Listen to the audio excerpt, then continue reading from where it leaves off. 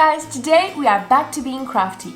My crafty companion Carla is back and she is making some really cool Easter eggs that will be perfect for like a centerpiece or a flower arrangement, or just to decorate your home for Easter. A simple, quick, really easy project you will be able to make over and over again in no time. And I, of course, will be telling you all about it as she crafts. Let's start. Okay, all you need for this project is some rope, a 4-inch foam mag, some fabric, a little bit of lace trim or some ribbon of your choice, and of course my best crafty friend, the hot glue gun. Now this is the size we picked for our egg, but you can pick whatever size you want. As for the fabric, as you can see, we're just using some leftovers I had lying around from my quilts, and you don't really need a big amount, just a little bit will do. And we'll need those for our flowers. Next, we're making this egg look all nice and pretty with our very rustic rope. But there's just something about rope that just makes anything look better. Don't you agree? It's like a superpower or something. So all we'll need is to add some hot glue, be careful with those fingers, and then we just start to spiral that rope to cover every inch of our egg. We just wrap the rope around itself until we reach the other end of our egg. And of course, we just keep adding glue to make sure that rope stays put, okay? Just a little bit of glue, you don't want it to show on your rope egg in the end.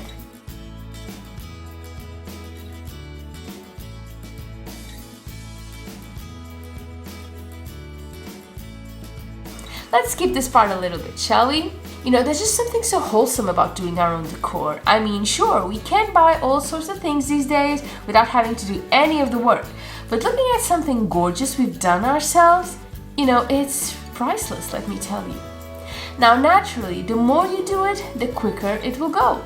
Meaning, if this is the first time roping an Easter egg, don't worry if it takes you a long time, it is perfectly normal. Plus, if that is what it takes to make sure you do not burn your fingers, it's totally worth it in my opinion.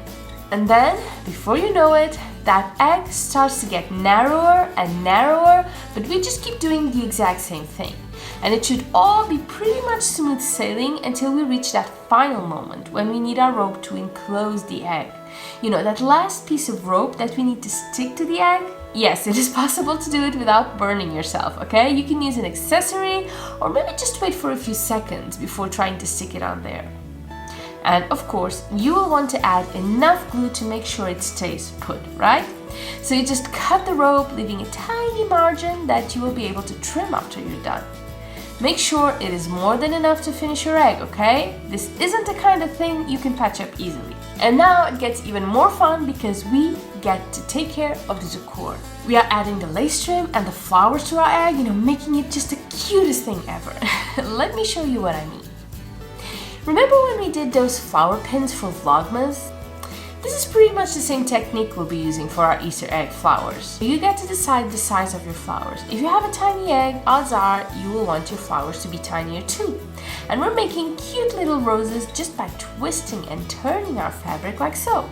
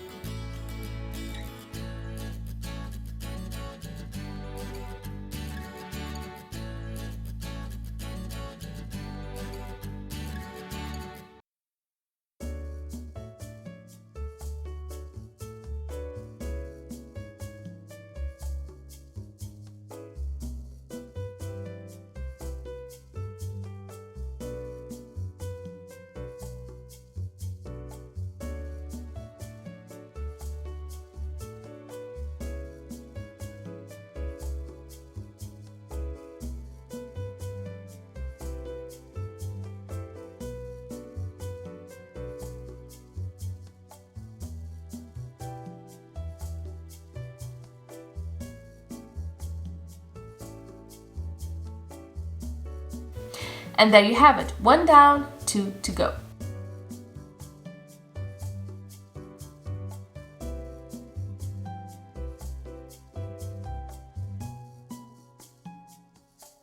Next step is adding the lace trim to our egg, and we want to keep it really simple. You know, this is a rustic egg, let's keep it that way. So we picked the simple one that I love.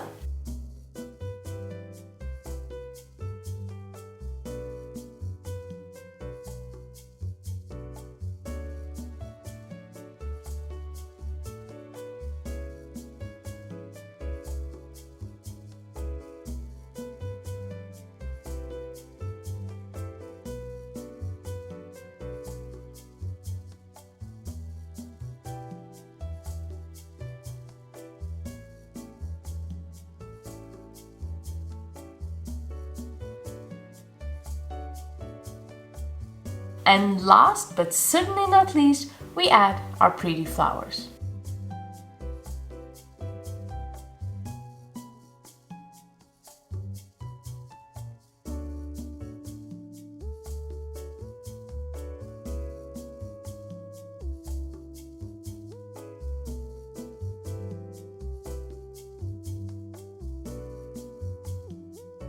Now, isn't this hot glue gun the best possible partner for crafting? It's just so handy and quick. It just makes life so much easier. Okay, almost there, but I think it needs a little extra something. Let's see. How about a cute tiny bow? You know, yellow is such an Eastery color, don't you think?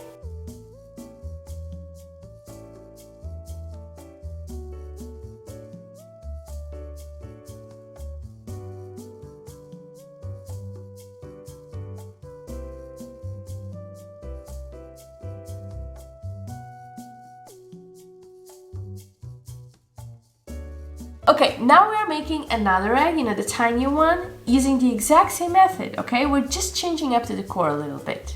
We are going to show you a different way to make even tinier flowers that I think you will love. Let's go. Okay, we take some small fabric circles, about 2.5 inches or so, and we sew all the way around them like so. And mind you, we are folding the fabric in just a little bit to make sure it is nice and crisp looking once we're finished, because that part will be showing in the end.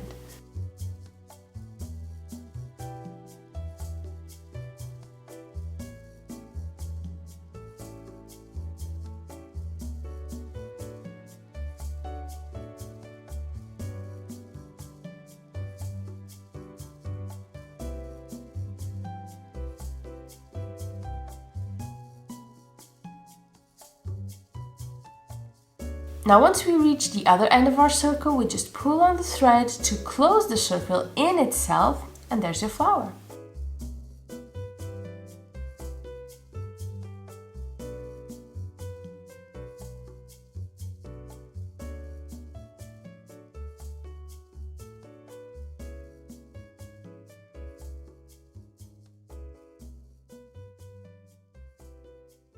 And we will need 2 for this egg because it's a really tiny one. And this flower is even smaller. So cute.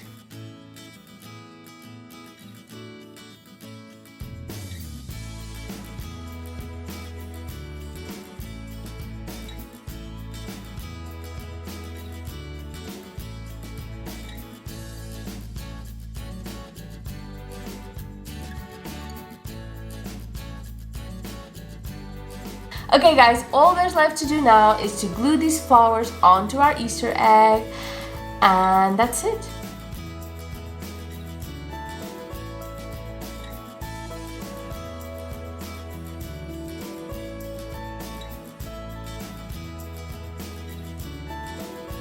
Two Easter eggs in no time, ready to decorate your home for Easter.